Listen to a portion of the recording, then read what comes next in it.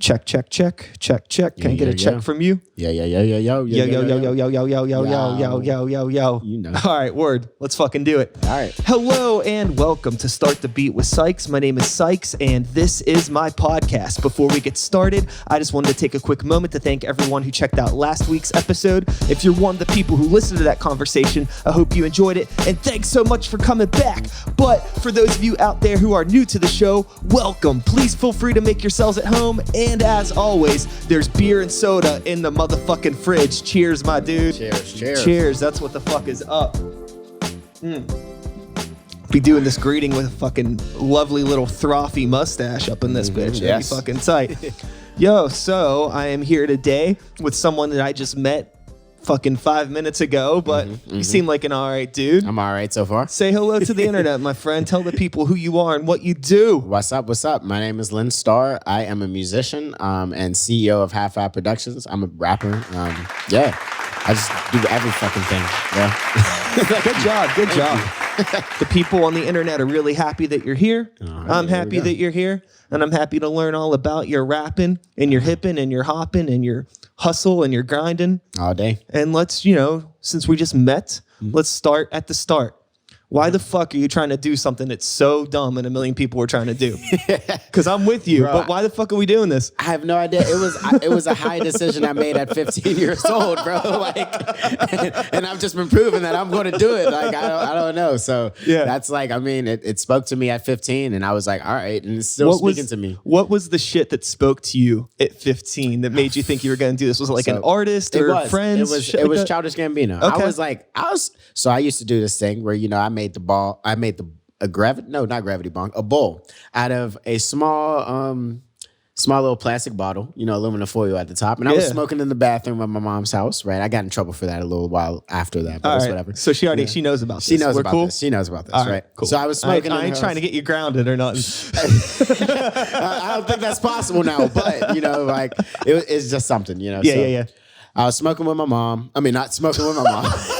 I'm smoking in my mom's house.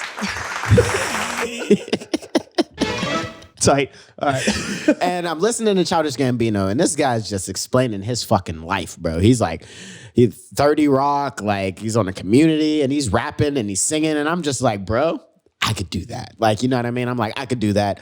And from then on, I just wanted to rap. I don't know. It was one of his songs, Untouchable. I wrote my first song to the cadence of Untouchable. And ever since then, I've been a rapper. So with starting and getting into rap, I guess you kind of explained my first question already, which would be, how did you start? Just kind of rapping and writing and maybe just rapping to just beats that you would find laying around and stuff like that? Yeah, well, it was actually really weird. So I've been singing, my bad, hit the mic. I've been singing all my life, right? Oh, okay. Yeah, so I've been singing. Plot thickens. Yeah, there we go. Got right? it. All right. So I've been singing. My parents discovered I can sing at 10. I knew I could sing forever. Of course.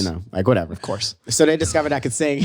So they started putting me into music schools and things like that, right? Yeah. So I went to Rogers Kappa, and then I went to Kappa High School, right downtown. And I had a group of friends like Tyreek, Debo, Shaki, and Izzy. They were always going to the studio, right? And my friend Tyreek wanted me to sing a hook to his song. So they took me to their studio, and this is another dude named Aaron Carr. She was making beats for us back then. This was just all just high school stuff. And I was just singing, but I didn't really I didn't like my voice at that point. I was turning into a baritone, and I was used to being a tenor. So I was just nah, I'm not liking this. So I gotcha. I just started rapping. Growing up. Exactly. It's a bitch, right? Yes. growing up is a bitch, right? Yeah. So I just started rapping, and I was able to go to Aaron Karsh's house all the time, and he was making beats. And this is before we all were really worried about money. We were just trying to make music, trying to make the dream. And then as we got older, money started getting involved, and it just it kind of got a little different. But it started like that. I had the platform to do it. That's cool. Yeah. So you had the platform to do it just because you were in creative environment already. It wasn't like you had to seek out to find it. And I think that tends to be a struggle for a lot of people. So talk about a blessing, right? Fuck, dude, that's crazy. It's just music has been handed to me ever since forever. I don't know. I went to jazz camp. I went to school for classical music, and I'm just writing raps. It's just, and then I'm in a performance. I'm in a theater group. It's just, everything is just art and performance. So what I'm really curious about would be, coming from a background as a singer and vocal training, how different would it be for you compared to me when it comes to beginning to rap? I imagine that like when you were starting to write raps, maybe you were thinking about it from a different trained background versus maybe somebody else that doesn't have that background. Yeah, no, yeah, you're right. I mean, like, so back then though, I wasn't thinking of the theory behind it. You know what I mean? Like, I didn't start taking the theory of music serious until about college, till freshman year of college, like when you had to start taking the theory of music.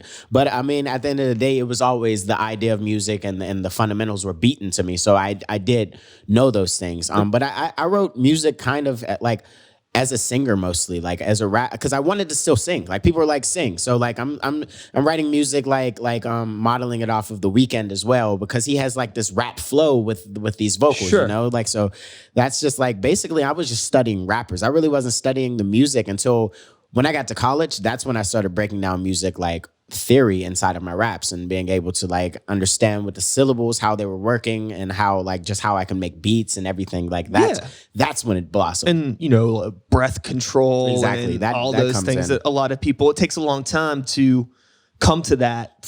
You know, a lot of people try to, not a lot. Some people try to overwrite, some people underwrite, you know, all these other things. But even then, like I didn't know how to rap. I mean, I did know how to rap. Like I was writing raps, but I remember one time I walked in the studio with this one dude and he was just a producer and he was like, why don't you like write your raps like each line to fit a bar? Like instead of like overwriting, you know what I mean? Trying to fit so many words into a bar. He's like, if the bar is like 1, 2, 3, 4, put da da da da da da da da da da da da, right? And he like slowed me down, like, and that right there for some reason like changed the whole way I rap. That's always been the way that I've wrote was I think more of the rhythm that I want to put, almost like humming a melody of sorts, and then I got to find the right words to fit in that rhythm, because I think the rhythm is the most important part of the song. Oh, yes. It might be subconsciously, a lot of people might not think like that are just listeners, but the rhythm of the flow is what makes it catchy. Yeah, you know what I mean? Literally. Like every part of the song, I feel should be a hook, not just a hook. I like that. You know what I mean? Like you got to keep them fucking in.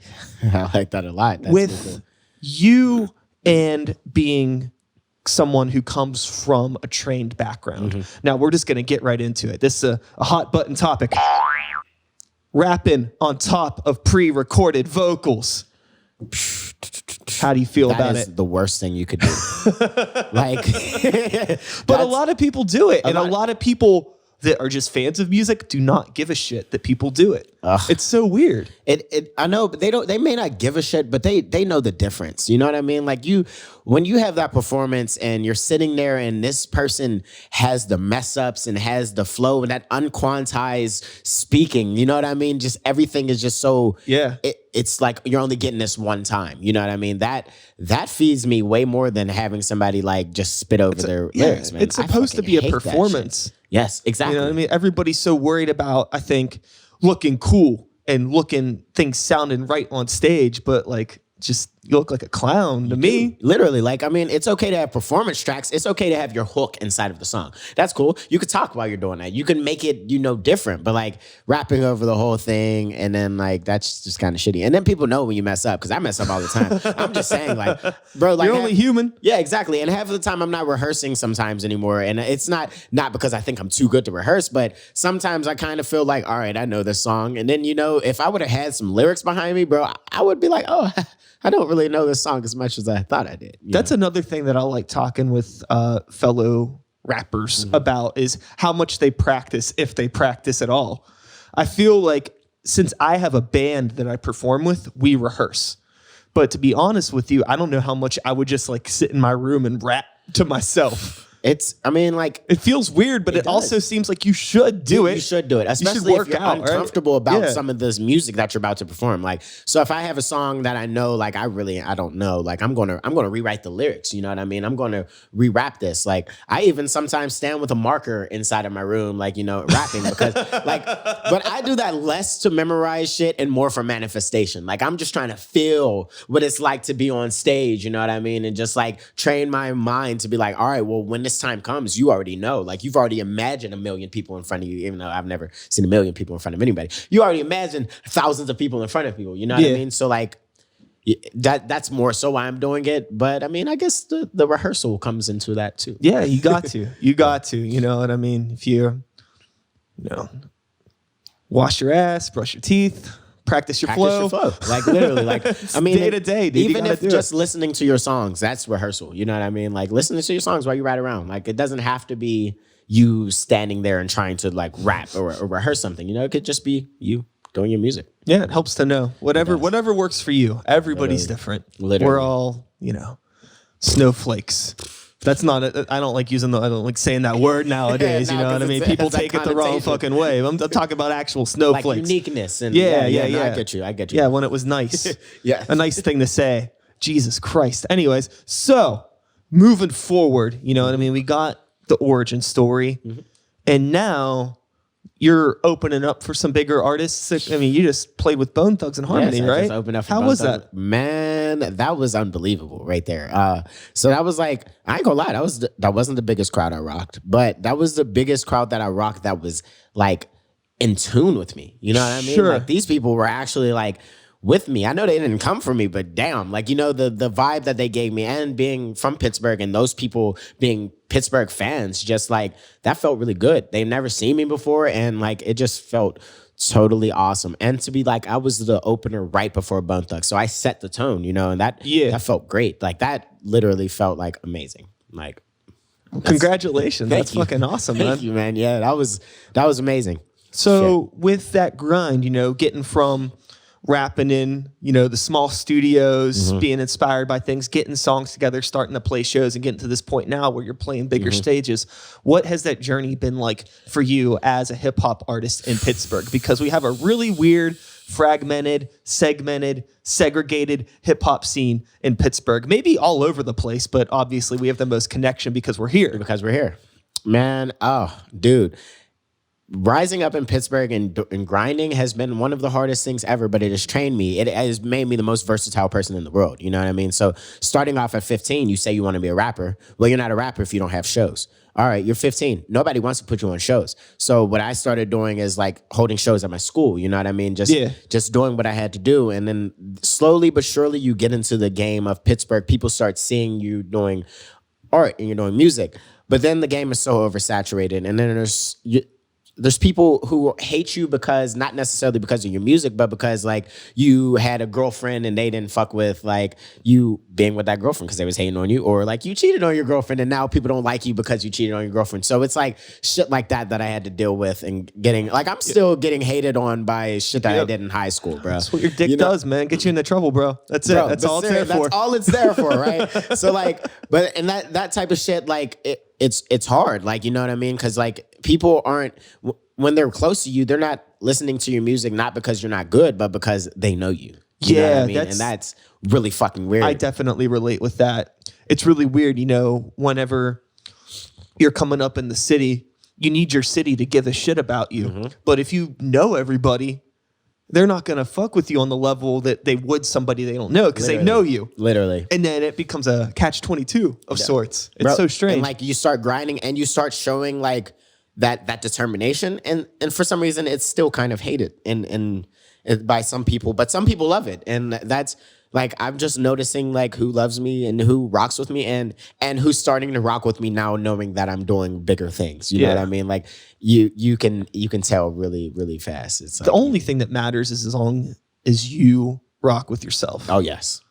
And that's, I think I've been like, keep that energy. Like if you go out and like, I mean, we all get down on ourselves and feel some type of way every now and then, but you can't let that show, especially on stage or something like that, because it's fucking game over for you at that point. People don't want to see that. Literally. I mean, and I've been, people have been like, hey man, like I respect that you don't give a shit. Like I don't give a fuck who, like I will say what I want about who I want. It's never I don't think it's out of pocket when I say things about people, or I talk about, like, I'm not afraid of talking about the Pittsburgh scene in the way that I do, because I've definitely worked on both sides. Like I'm the CEO of High Five Productions, so I'm not just the artist. You know what I mean? I event coordinate and I deal with artists on the business level. And boy, I'll tell you, some of these people are just shitty. Sure. Like just all around shitty, and they have a delusion of grandeur, and it's just wild what goes on. And you just got to suck it up and just keep grinding, find the people that are going to fuck with you and like, just keep it pushing. There's a whole lot of people that, I mean, it could really just be chalked up. They want to work for nothing. Yes. Or they want, not that they want to, they don't want to work and they want everything. They want, man, my biggest problem like is, all right, so we're artists, right? You want to get paid for what you're doing, right? Yeah. Yes, exactly. But you've grinded for where the fuck you're at. And you've grinded for your audience, right? But I've had people who can't sell a ticket, you know, tell me that they need to be paid. When it's like, all right, like, man, like I brought my audience here and that is the only audience you've got was the audience that I brought. And it's wild how, you know, it's a delusion of grandeur. You know, I feel like people sometimes just need to grind or show us. I mean, like, grind, period. Just put your grind in. Like, that's all I got. That's all I got at the end of the day for people. Yeah, I can, it's interesting because outside of hip hop, I'm involved in a few other pockets of music too. I have a few different music projects and I've played in a bunch of different styles of music. And it's really unique how integrated money is into a lot of the hip hop scene and how there's a lot of stuff in the hip hop scene where, you know, the pay to play model is a lot more like accepted among people who rap. Like there's a lot of people that are happy to like, you know, pay $300 to play for 15 minutes in front of nobody that gives a shit. And it's like in front of a bunch of other people who paid. Yeah, that's so wild. Like the showcases and all that kind of stuff. Like that, it's really, really bad. There's no other style of music where that sort of shit exists. Yeah, you're right. Actually, it's so wild. That shit is super wild. And like, I don't even understand how that model exists at all. Like the model that kind of like sometimes makes sense is like, all right, like guys, if you sell 10 tickets, you can perform. Okay, from a business aspect, it kind of sounds okay, and I get it. But then I've never been to a place where if I didn't sell 10 tickets, they wouldn't let me perform anyway. So like, that's cool. Like, you know what I mean? But like paying like $150 for a 15-minute slot. Nah, it's dead. And that's what people are doing in Pittsburgh a lot. That's what people are doing almost everywhere in the world. They're paying to get up on the stage. And people need to realize when it comes to these showcase shows, if these people that are running these showcase shows had any platform to elevate you, they wouldn't need to take money from you. Yeah, seriously. Actually, like seriously. You know what I mean? Like seriously. They're straight up just robbing you. That's the game. There's no end result in this. They're just collecting all that money. They're going to have this show. And that's it. As far as I know. Yeah, I mean, well, so there might be some. There's like whenever I first started, at least in Pittsburgh. Yeah, well, whenever I first started and I would do like things like a First Friday. If I'm not making money, like if I'm throwing this whole thing, like I sometimes wouldn't offer money, but I wouldn't make people pay. I'd just be like, look, I would break it down. I'd be like, look, bro, like I'm not making any money. I'm losing money on this. If you want to perform, I get it. If you don't, that's cool. Like, but I'm not asking people for money. And I think that's weird. And I've been caught in those scams too. Yeah. Like, I've been caught in a scam. Literally, it was called BE on TV, but how they put it together, bro. Listen, bro, how they put it together, bro. I thought it was BET. Seriously, bro. Like I paid to be up here and I went up there and I performed in front of people who didn't give a fuck about what I was doing, bro. They just scammed and stole my money. Like, and I'm just like, shit. Like, well, you don't know until you know. Exactly. Like, and you know what? I didn't even realize I was bamboozled 2 years later. I was like, oh, well, that's fucking. Yeah. I mean, the shit's happened to me too. I think it happens to everybody. Yeah. Yeah. Because there aren't enough people talking about this shit. But that's part of the reason why I do this show. And hopefully motherfuckers keep listening to it because I'm trying to help some people out. You got to help the culture, man. You got to help the culture. The artist culture, hip hop culture, all of it. You got to help it. Yeah. And I think that it's really important just as an artist, regardless of the genre, that it's like, I know that when you're coming up, you want to take advantage of opportunities, but the best thing you could do is learn how to say no. Yes. Not to just opportunities, but even gets to a point now where I'm at this thing where I'm just now learning how to say no to myself. Because I'm always trying to do all this crazy shit. And sometimes I'm just taking on too much. Seriously. I gotta tell myself fucking no and focus on the shit I'm already doing. Yes. No is like the biggest one, man. Like you can end up piling yourself into a hole and you're like, shit, like I should have just said no to these projects. Like, but yeah, so I'm with you on that one. Yeah, it's hard. It becomes a thing when you start out and I think that you just want to connect with as many people as possible. And then it gets to a point where you're so caught up in the connecting with other people that your things kind of on the back collecting burner. dust over there. You're like, oh, what the fuck happened? I completely forgot about my shit. Literally, that has been my biggest struggle, especially with like running a music label and trying to be the artist. All right, so let's dig into that a little bit. So I'm assuming this all kind of spun off of, if I had to guess, I got this music, I want to put it out. Nobody's fucking with me yet. I'm going to do this myself. I got some friends that are dope. I'm going to help them out too. We're going to do some shows, put out some music. Is that pretty much it? That is exactly what happened. Cool. Yes. Add a little bit of weed in there. And I swear to God, that is exactly what was happening. At 17, I was like, man, there's 5 of us. We like to smoke weed. High five. That makes sense. High five, right? And then from then on, it was just High Five Productions. And it grew, obviously, from being a bunch of kids smoking weed. Because, like, all of those people dropped out. Like, I'm the only one holding High Five. And that's cool. You know, I turned it into a label. You know, I got my LLC for it and just started really doing what I wanted to do. The idea that I had at 17, which was put us on shows and just make music, is now not just an idea. This is something I do on the regular, you know, absolutely. Every day. So, yeah, that's exactly that's funny. You just told my whole High Five story. Hey, I figured it out. I feel like, you know, birds of a feather flock together, man. Seriously, Same man. shit, you know what I mean? You got to make your lane if nobody's going to give it to you, right? Like, and you have all the tools to fucking do it now. There's no reason not to. Yes, seriously, the internet. Like, well, I remember going. I used to rap on a mic like worse. Like it was like not even this, bro. Like I used to go in actually like probably like a little computer mic, you know, those little ones that came up. I used to rap on those like to try to make projects, and like I mean, hey, I did it. I have mixtapes from that. Like period. I think somebody else recorded stuff like that named Soulja Boy. Ever heard of him? Yep. There we go. The fucking Ever heard of that guy? Producer rapper, man, who changed the game. Yes, I've heard of that, man. Yeah, I think that, you know, that's a conversation that really comes down to something that I talk about a lot on this show. If you want to do something, if you genuinely want to do it, all you really need is that genuine want to do it. You can find the resources from there. And you got to compromise. You got to be okay with compromise. You got to compromise, man. Like, you got to have that drive, and you got to be willing to compromise. If you're able to do those two things, like you could take over the fucking world. Seriously, you have to be adaptable, or you won't make it. Yeah. Like, you won't make it. You'll be discouraged. You'll just. I know so many people that had, you know, it seemed like they had so much potential, and then they'll just hang themselves up because it's just like, oh, you know, my computer's too slow, or you know what I mean, like. This or that, like, you know, that they didn't it doesn't want matter. They couldn't have wanted it. You know what I mean? Like, they couldn't have. I recorded music on a Windows 98 tower for like 10 years because I couldn't afford a nice computer. Yes. I'm totally with you. From like, you know, 8th grade up until after high school and shit like that, making music like on real cheap shit. That's all I had. But you know what I mean? Like, okay, well. If the shit crashes, it crashes. Like, I remember you know saving up like my first few paychecks at Taco Bell to buy my first beat machine. But I had the luxury of doing it because I still lived at home. So that's one thing. If there's anybody younger that's listening, you're still living in a situation where you don't got to pay for rent, but you want to do music, get a job and take advantage of that Literally shit. appreciate, oh my God, appreciate all of that because that like helps, man. That helps. Yeah. Oh, that helps. Yeah, like, yes. It don't matter if nobody's like fucking with you. Nobody says you can't do it. Nobody gives a shit. If you give a shit, that's all you need. But there's a market for everyone. Yeah. There was a guy named Ice JJ Fish who used to sing horribly, right?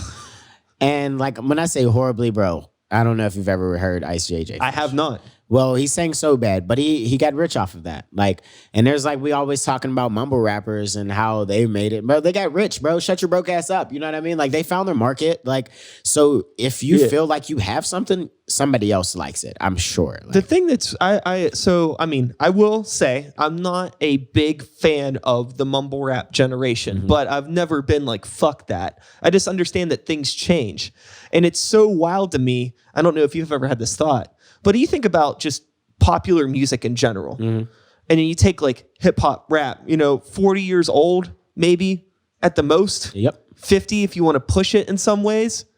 If you think about music over the course of time and the type of music people were making 200 years ago, it was totally different. I don't know why people expect like the first decade of hip hop to be all that hip hop's ever going to sound like for the rest of time when music does nothing but evolve constantly the whole time. It's the same thing with rock too. A lot of people are all up in arms about rock music being dead and blah, blah, blah. It's like, no, it's just changing. Everything fucking changes. Literally. Yes. And it's not for you. It's like, all these fucking adults that get all mad about Star Wars and shit. It's like, it's made for kids. Star Wars is tight. Don't get me wrong. Like, I'm into it, but I'm just saying, like, it's not don't made for be an you. adult and get upset about some pop culture shit that's made for kids. Dude, seriously. I mean, and studying music, like, puts me in a whole new appreciation for just hip hop in general, any art genre. That's why I'm like, I respect country, I respect rock, I respect classical, baroque, I respect Renaissance, I respect all of this shit because like I had to study this shit. So like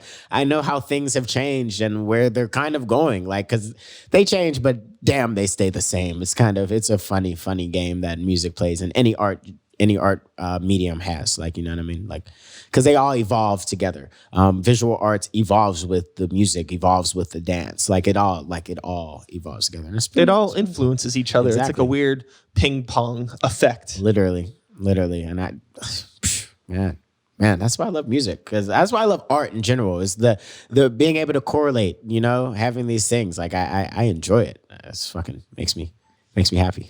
Yeah. With yourself and the label now, what is the current status? Do you have other artists that you're working with right now? Yes. You want to throw some shout outs to the homies? Shout out some people. Shout out Quiet. Quiet has been rocking with us for a while now. He has dropped 7 sessions with me. He has dropped, what the fuck was his tape called, guys? Yellow Paint. I'm sorry. And you know what? Guess what? Like I produced his music video and shit. Yeah, that's only because I'm high, guys. Don't know. Also, shout out to fucking Shocky. He's our newest artist on the game. And he is dropping The Chase September 12th.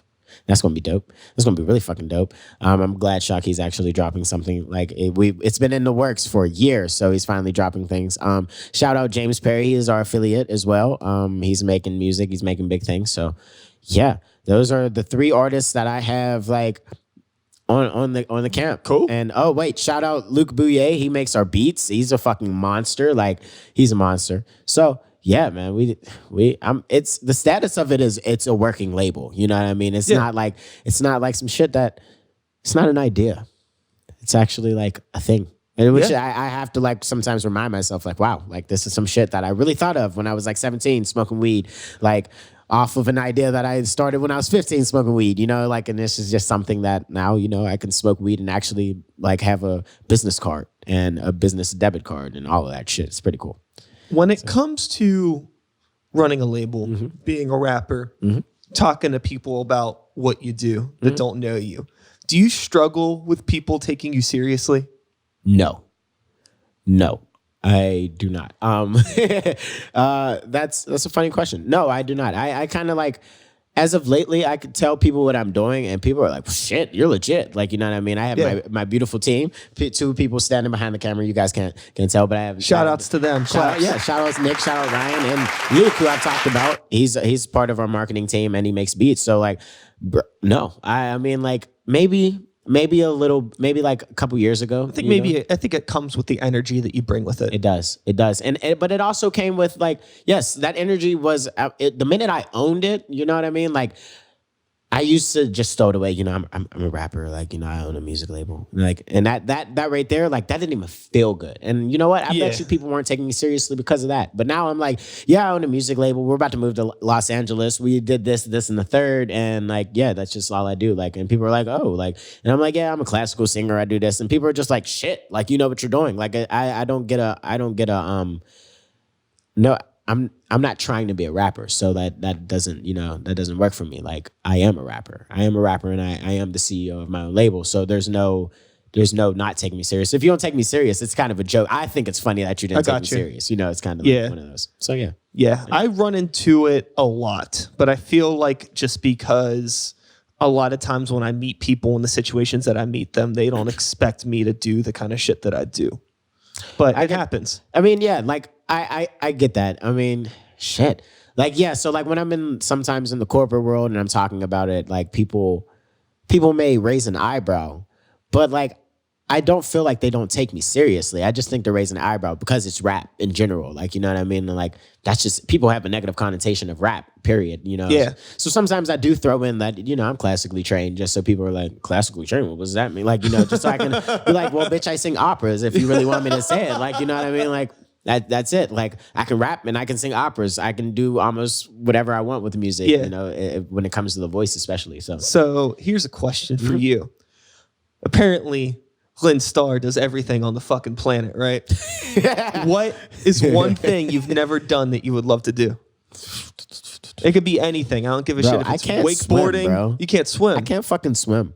That bothers me. Not with that attitude, you can't. You're right. Like you're right, bro. That bothers me because I go kayaking. I do like, bro. Like I'm just that kid with the life vest. Like I got it. Like I mean, like, and I'm not afraid to be on the water on a boat, but I can't swim. So if that's one thing I can't, like, if I'm going to pick a thing that I can't do, I can't fucking swim. Do you want to swim? I would love to.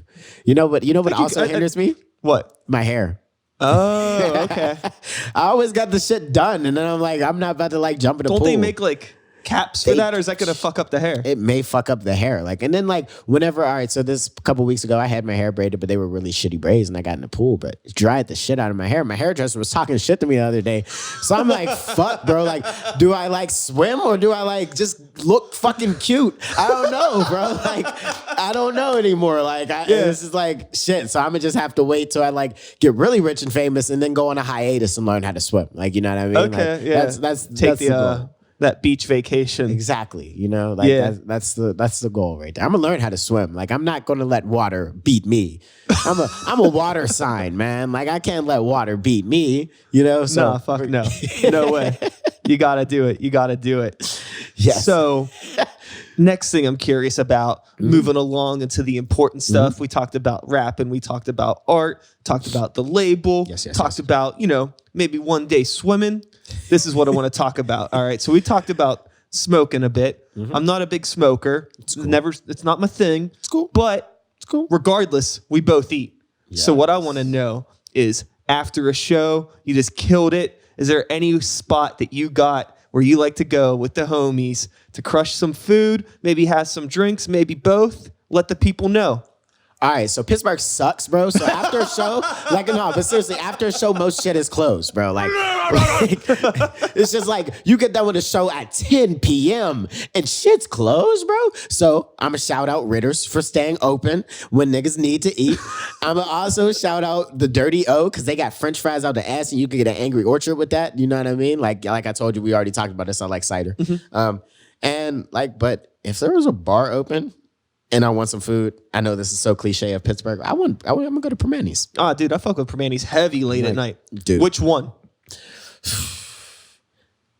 The one in Oakland feels like home. Yeah. That's weird. Like, I don't know. Like, I like all of them, bro. No. I would stop at any Permani's. I don't give a fuck if I'm out near North Huntington. Yeah. They have one. I'm gonna stop there. I don't fuck with them suburb ones because the sandwiches are like half the size. They are. And it's like more money. Yeah, of course. It's bullshit. Yeah, no, you're right. But Oakland, Strip District, South Side, those are the three. Yeah, I would even throw in the Penn Avenue one, the newest one on Penn Avenue. That's like in Garfield area. That one's convenient. I went there once and I don't remember having a terrible time. Yeah, so you know that's we'll give them a pass. We'll give that Permani's a pass. Ah, I like that. Yeah. So those are the three places, man, that I would go after a show because like. Pittsburgh doesn't have anything. If I was in LA, I would go to Fat Sal's every fucking day. I love Fat Sal's. And maybe they can give me an endorsement one day. Yeah. So I can eat their food. Hey, you know, Sal, if you're listening, your boy, help him out. I think that there's some places to go. It really just depends on the neighborhood you're in. It does. And that's what's like a weird thing about Pittsburgh is that, you know, a lot of times, you know, if you play a show in a neighborhood, the likelihood that you're going to go to another neighborhood to get some food, unless it's on the way to the crib, is highly unlikely. Highly unlikely, right? It's highly unlikely. And you go, I mean, maybe Sheets, as if like, you know, it's yeah, like, I mean, Sheets can count. I'll give you Sheets before some other places, but I mean, you got Eaton Parks, you got Denny's. You're right, bro. Eaton Park with the grilled stickies, bro. I'll fucking bro. I'll crush some stickies, bro. And the cookie at the end, bro. Yes, bro, because they're open. But I do always want a drink or something when I'm done. I want some weed too. So shout out to the weed men who stay up. Like shout out to them. Because, like, without them, I wouldn't be alive. I need you guys. They're amazing. They stay up past, like, 2. And the ones that I could hit up at 4 and they're up, man, psh, I wish I could say names, bro. I ain't gonna snitch on y'all, but y'all, man, y'all some cool ass people, man. Fucks with y'all, man. So I wanted to ask you what was next on the docket for Lyn Starr and company. You mentioned LA. Yes. Let's dig a little bit more into that. What the fuck is up? What the fuck is up? So we're moving to LA at the end of September. September is our last month here. No shit. Yeah, we're. Well, I'm happy to have you here while we could. I'm happy to be here, man. This helps. This helps me, and I'm glad if I can help you. Like, this is awesome. Yes. Teamwork makes the dream work. Makes the fucking dream work. I just do want to say real quick, I forgot to fucking touch base on this before when we were talking about the Pittsburgh hip hop scene being so fucking fragmented. It's so wild that me and you are just meeting for the first time now. Literally. That's what I mean. And like, how'd you find out about me? Through Zach? Through Zach and through, I don't know. My manager's Ryan over there. Like he mentioned Start the Beat podcast, and I'm like, yes, I want to, because I want to be on podcasts. I want to talk to people. I want to like share my story and like actually be a rapper who's doing podcasts. You know, that makes me happy. And then like. Yeah. And then like Zach knew you, and I met Zach through like, I ran into Zach one day. He like saw me at a coffee shop and was like, you look familiar. He's like, 27 Club, bro. He's the first person to ever mention a song that I've done. Like, and I'm like, what the fuck? Like, now that's my friend, bro. Yeah. You know what I mean? Like, that dude is in the shit. He is hustling. Yes. Like fucking inspiring. A little cute little madman, that dude with his little tight pants. With his tight pants and his heart on his tight ass pants and his fucking funny little shirts all covered in paint. What a sweetheart. No, he's a good dude. Shout out Zach Redder, bro. I love you, bro. I love you. You're the man. He's a cool dude, man. He's a really cool dude. So yeah, man. Yeah, because the Pittsburgh scene is really fragmented and it's really cliquey. Somebody tried to say the Pittsburgh scene isn't cliquey, it just has niches. And you know what? I'm gonna call you out. Jordan Howard. That's a fucking lie, bro. It's cliquey than a motherfucker. Like, but at the same time, yes, we do have our own little niche markets. Yes, like that's real. But to try to act like there isn't cliques, come on. I think a big part of the reason why you have cliques, though, is because there's a lot of insecure motherfuckers that don't want to take the time to meet new people and expand. Bro, seriously. And that's really all it is. Don't get me started. Because nobody hears that cool. I mean, people were cool, but nobody's like... Nobody's blowing up enough to have like a clique and be like, nah, you can't come in. Seriously, though. Like nobody... like nobody's at that level. It's like when somebody makes some really good, like something that they really did good, the next person comes up and does it too. And it's just like, look, we're all here, bro. Like we could literally, if we all just would lock arms, bro, and just keep walking, man, I swear to God, we'd all blow. Because like if I blow, somebody blows and somebody else's blow in Pittsburgh. And that's just how it's going to work. Like, yeah, I think a lot of the time, those people, and this is going to tie into LA really well, a lot of the people that aren't creators, that aren't artists, aren't musicians, whatever, just normal people, fans, if you want to call them, they want to be a part of something bigger than themselves. And if they look at a part of the hip hop scene and they just see a bunch of mopey motherfuckers that are playing to the same 5 people every week, they're not going to want to be a part of that. You got to give them something to be a part of. So if you get more people to team up and do shit like how Zach's doing, throwing these crazy events together, getting people from all over the place. Exactly. Like, I bet none of you people ever played a show together. Let's fucking do it. Like that kind of shit. Literally. Forcing people to get together. A lot of people are coming out to those things. And it's super cool to see collision of audiences. You know what I mean? Like, yes. Then like you're creating something that people want to be a part of. A lot of people get caught up in their own shit and they're not thinking about the fact that, oh, you are creating something that you kind of need to sell in one way. Whether that's like a social sale through like, you know, Instagram or something like that, or an actual like monetary sale through like ticket sales or merchandise, shit like that. Literally. Yes, you need to create a big social web because that's the only way you're going to be able to market, especially without money. You know what I mean? Like you want to sell this stuff, man, hop on, add another podcast. Like say I'm doing the show. Why not bring you? Why not put you on here? And now your audience merges with my audience. We both elevate each other and this makes us greater. That is the point. And you know what's crazy? A lot of people don't see the fucking point. Which is wild. That blows my mind because I'm like we would grow. Survival of the fittest, I guess. Yeah, seriously, because the ones who don't see the point, they fall off. And I mean, they fall off because of those mopey characters. You know what I mean? Like, honestly, the music industry doesn't have time for you to be a pessimist. It doesn't, because it will beat you down the whole fucking way. So you have to be the most optimistic motherfucker who is trying and being great and not being mopey and there's working. Tens of thousands, if not hundreds of thousands, other people that are doing exactly what you do. Yep. And there's a good chance that they're better than you. Yep. So you gotta Yep. get your fucking shit together, man. Yep. There's no time to slack. There's no time to mope. There's literally no time to mope. But Like, that's what's cool about, you guys going to LA. And, I think that that's awesome that, you have that confidence and you're willing to make the moves and you're going to fucking do it.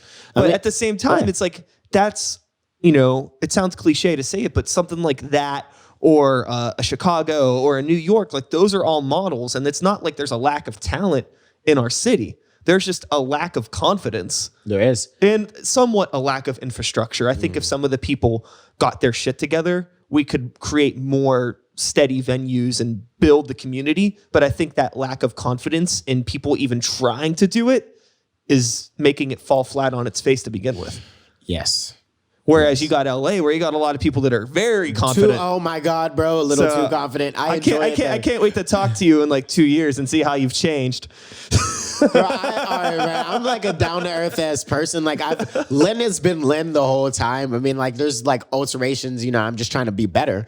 But like, dude, when I go to LA, man, and just like listening like to the conversations, first off, all these people are doing coke. And no, there's nothing wrong with it. We can act like nothing's wrong with it, but that shit was crack too. Crack, coke. All right, well, anyway, whatever. Yeah. Right? So all these people doing coke, and they tell me, yeah, bro, I know this person. I hung out with this person on his set of this. And I'm like, what the fuck did you do, though? What did you do? You just hung out with a bunch of people who do shit. Sure. And that's like all LA was to me. And I was like, if this is all LA is, bro, I'm going to have a fucking field day. Because I'm not going to be like, I know this, but I'm like, I am this person who actually does this. You want to come and make some songs with my crew? Because we actually do this. But it is all about who you know, actually, too. So yeah, I understand that. They're like, I know this person. Because all of these kids who were saying this were rich as fuck. I'm not going to lie. They were rich doing coke, and we were downtown LA, and I'm there. And I was just happy to be in the room. I'm like, well, you guys are doing coke. I'm the only sober one, but y'all are rich, and I'm here. Hey, so y'all know my name. Y'all handed me free clothes. Y'all are doing this, and I fucks with it. You know what I mean? So, like, hey, I feel like if I'm the only one not on coke, and we go out there, I think I could do this. Like, bro, I could do this. Like, I'm gonna stick to my weed. I got my team. I got they got my back. I got their back. I really don't think there's any way we could fail, like, at all. And we know people, and the art speaks for itself. I guess, failure's a state of mind too. It's not really like a physical thing that exists. Exactly. It's more or less what you consider failure. Seriously. And I feel like, for me, like, even if you guys go out there and it doesn't work out the way you want it to, I feel like, well, we still fucking did it. We still probably made connections. We still recorded a bunch of dope ass music and all these things, like, there's no way nothing bad can happen as long as you just fucking stay persistent. Right. You keep that energy up, man. Like, and you put more, like, just keep the energy towards your goal and towards your vision, and plan, because planning refines that goal and that vision and everything. You keep that shit together, man. There's no such thing as failing. There may be like a setback, but you now know how it doesn't work. Yeah. You know what I mean? Like that whole Thomas Edison like quote, like, I know 9,000 ways of how a light bulb does not work. You know what I mean? Sure, so, yeah. Cool. Like, then I'll know so many ways of how the music industry doesn't work, and how you're not going to sell tickets, and how you're not going to do this. And in turn, teaches me how to do it, and how to be better at every step. Failure's nothing but an opportunity for growth, as long as you got your fucking head on straight. Literally, bro. Don't let it destroy you, man. Like, fucking don't let no failure destroy you. I mean, shit is eventually not going to go your way. It's just... life changes. That's, that's like, I'm sure there's some statistic or something, you know what I mean? That's going to fucking... What are you going to do? Can't cry or mope about it. No. You got to just figure out how you're going to make it work after something's been thrown into the middle of into your operation. You're like, all right, well, how can I make this a part of my operation now? Or how can I make it look good? So you got any more shows in the Pittsburgh area before y'all take off? Yeah, I think. Right, so I've been in talks. I've been in talks with. You got like a month, man. I know, man. I know, but I've been thinking. Somebody's mentioned Thrival to me and mentioned that I could be a part of that. Okay, that's cool. So if I get that would be fucking awesome. But honestly, right now, bro, I don't know. I don't have anything. I just have a lot of work to do. Like, and when I'm talking about work, I mean literally going to work and make money so I can move. Yeah, that's all I got. Like, I mean, and that's all I need. Honestly, I mean, I got a music video dropping October 1st. Cool. I should already be in Los Angeles, but I'm gonna drop it and push it hard in Pittsburgh. You know, y'all people won't even know that I'm gone. I stay in the house until I need to come out.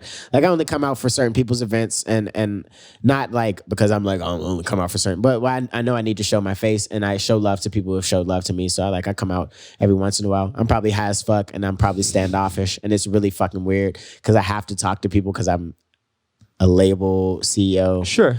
And dude, I hate like every time I meet somebody new, it's always like if they're a cool person, I'm literally like fighting myself on the inside to not ask them to be on my podcast immediately.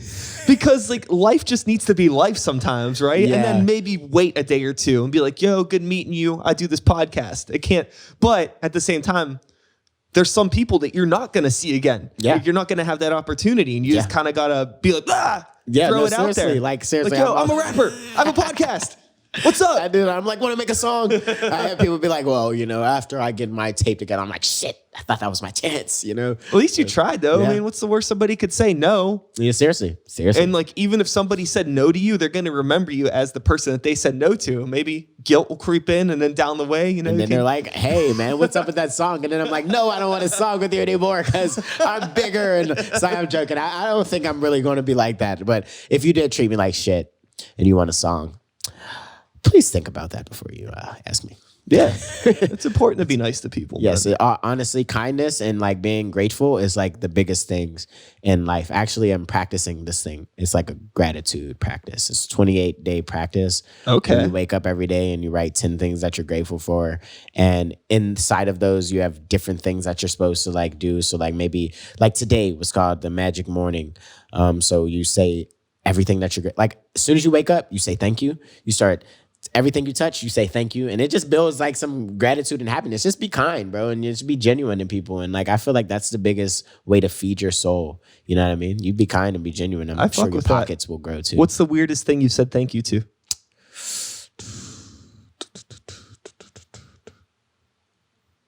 Thank you for an abundance of weed. Yeah, I wrote that in my journal. Yeah.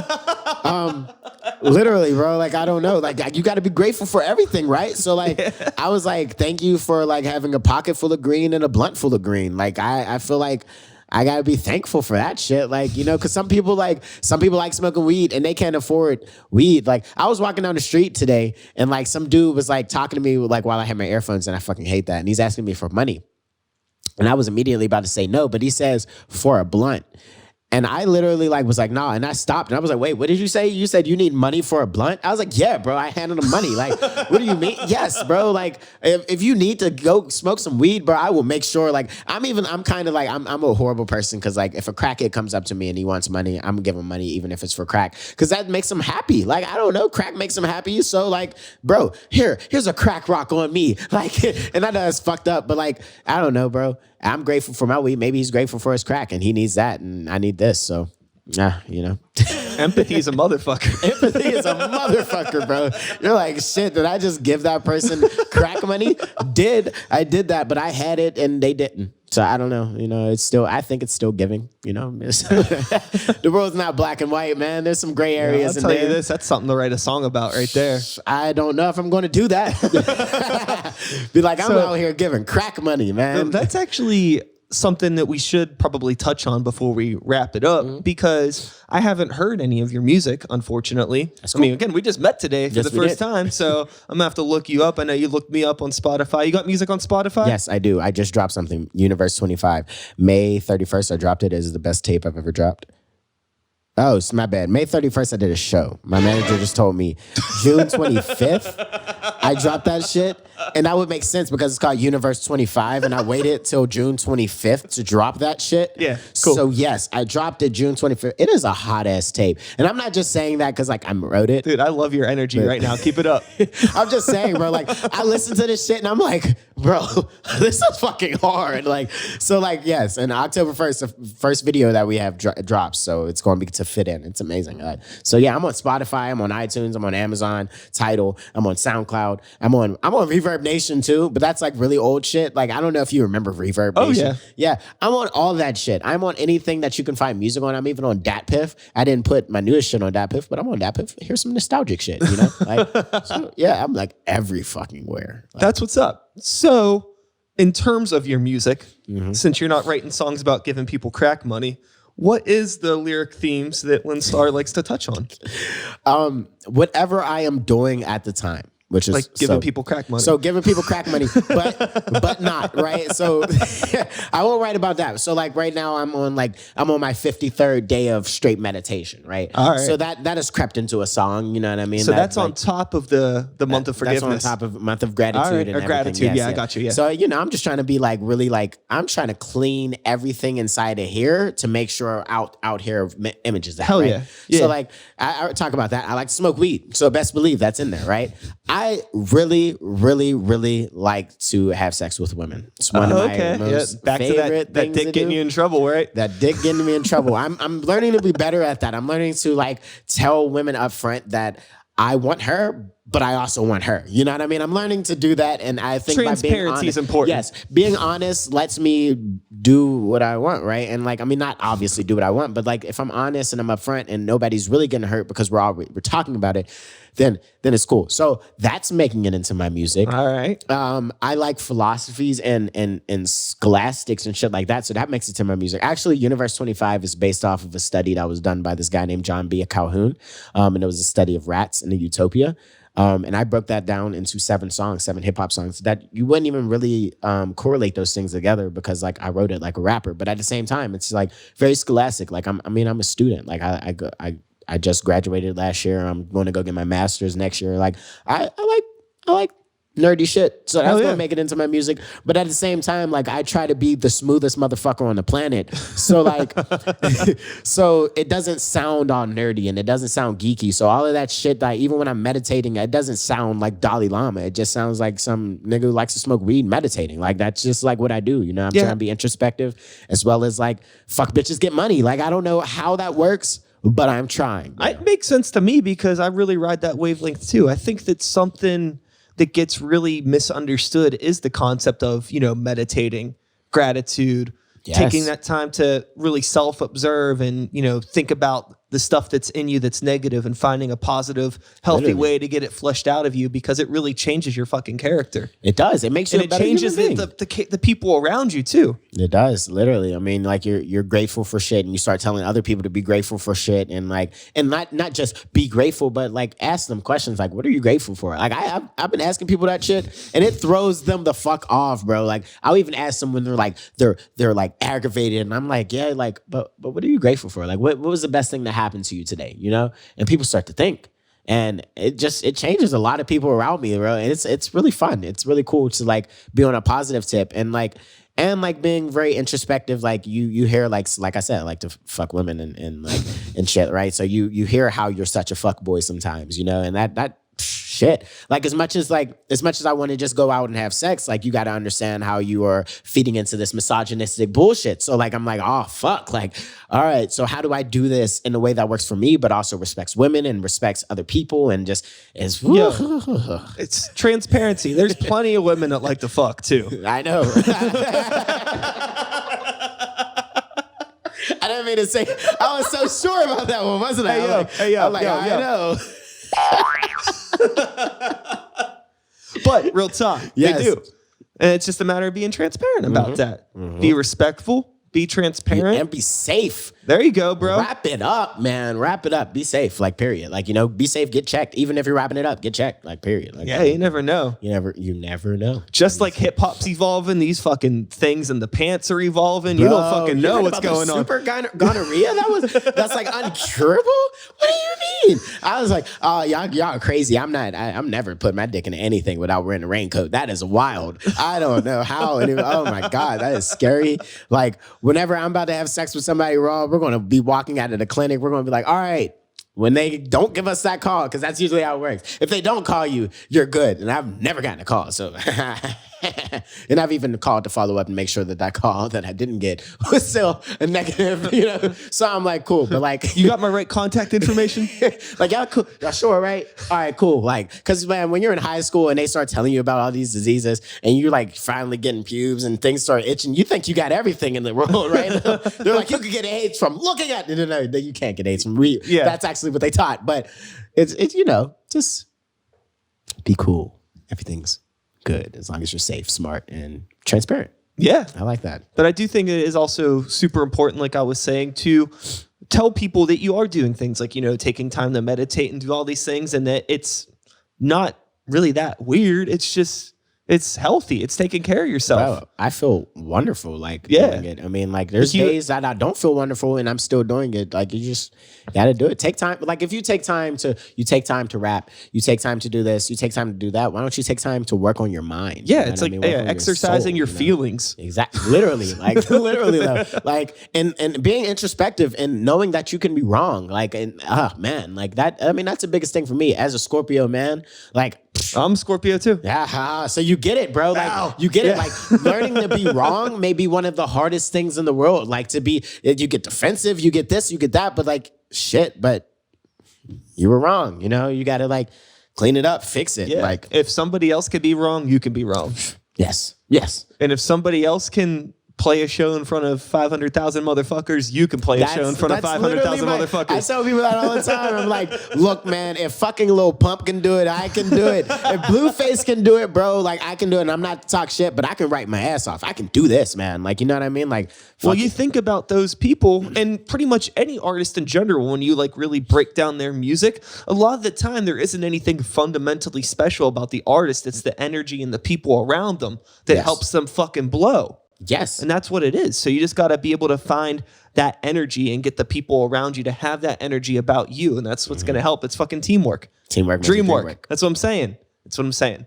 So, you know, if you are fucking with this dude or you're fucking with me, just a general reminder, you got the internet. It's a super powerful fucking tool. All you got to do is fucking share our shit. You could comment on our shit. It doesn't even fucking matter. You can comment a little dick emoji. Just the fact that you're commenting on it. Literally will help the It algorithm. helps the fucking shit boost up. It takes 2 fucking seconds. I dare somebody to comment a dick under there, even if it's like the eggplant. We Yeah. just want some type of comment. That's fucking hilarious. Yeah, it fucking Shout out helps. to Coney. I'm wearing your shirt, bro. Yeah, I did that on purpose, obviously. Yeah, but that little shit helps. And a lot of people that like are in our circles, in your circle, my circle, everybody else that's watching this, if you're in a band or an artist, people in your circles, just encourage them to fucking help spread your shit Yeah. because it makes a world of fucking difference. It does, man. One share would go a long way, man. Yeah. And people like, yeah, man, share your friend's shit, bro. Like, that's weird that you're not sharing your friend's shit, because that's weird. Don't you think that's kind of weird? Like, I mean, if you think it's whack, you should tell them that you think it's whack, flat out. You should be like, look, like, you're not being the best you can be. But if you think it's good, why aren't you sharing their shit? You know, why aren't we supporting our friends to the biggest? That's what High Five is. That's why I created it. Like, people are out. Ryan is always sharing people's shit on our page because that's what we need. Like, that's what people need. Like, if you ever need something, just literally just IG me. And I won't answer you, but Ryan will. I got you. And I got you. Like, he will make sure that Yo, everything let's be is real. up. We all need something. Always. Always. Like, that's what I'm saying. Like, just, man, share each Even the other's shit. people at the top still need something. Period. Yeah. Period. If you help. Because at the end of the day, we're all still human. And Literally, you can't do man. it all. You cannot do it all. I had to learn that the hard way. And then I learned that the easy way by having a team. And I love my team, man. They make Hell me, yeah. Shout outs to the team. One more time on the applause. Man. Yes, they're great. Team. Teamwork makes the fucking dream work. Shout out to me here by myself. 0 team. Hey, man. But Yeah, it's all good. you will get a team. And when you get a team, I mean, like, I because got we're a doing team, so just much. not for the podcast. That's what I'm saying. Like, and if you get a team for the podcast, it's going to just exhaust you. And even if you don't, you're doing so much. Like, you got Well, I'll it. tell you this. got I it. could have a team. All you got to do is share and comment and get the algorithm going. So maybe I can make a little bit more money and then I can, give somebody some money because people deserve to get paid for their work like we talked about earlier. And then I give somebody else adjusting these fucking faders and pushing stuff and making sure the camera's recording. That'd be tight. But until then, I'll keep doing it because I want to fucking do it. Compromise, another thing we talked about today. Adaptability, man. I like it. I like this guy. Yeah, so we're wrapping up on our hour here. You know, we got a couple more minutes left. I know we already talked about you being on Spotify and Amazon and everything like that, but one more time, why don't you tell the people of the internet where they can find you on IG and everywhere else you would like people, you know, to fuck with you. So my name is Lyn Starr, LynStarr, right? You will type that into IG. You will see something that says Stosta, Stoasta. That is still me, but it will also say Lyn Starr under it. Don't be discouraged. Right? Don't be discouraged. What's that about? Stosta, it's just a nickname that they gave me when I was like really young, and I have no idea what it is. They don't know what it is, but it's just a thing. Okay. And I was just like, all right, that's me. I mean, like, you know, when you're putting in usernames and they need a unique username, that has always worked. And soon it won't work because like I'm going to get big enough where people are going to be like, I'm Stosta. But right now it has always worked. So Stosta, Stoasta, Lyn Starr. You can Google me and it will pop up. IG, Spotify, iTunes. Everything, just look me up. Look up High Five Productions. The symbol that's on my hand right there. That's how do I put camera? There we go. Yeah. Yes, that's us. So if you ever see that, that's us too. So yeah, I tattooed it on my hand because now I don't need a business card. I am a business card.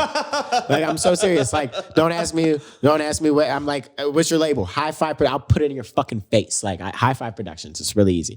So yeah, man, that's where you find me. You find me by my name, Lyn Starr.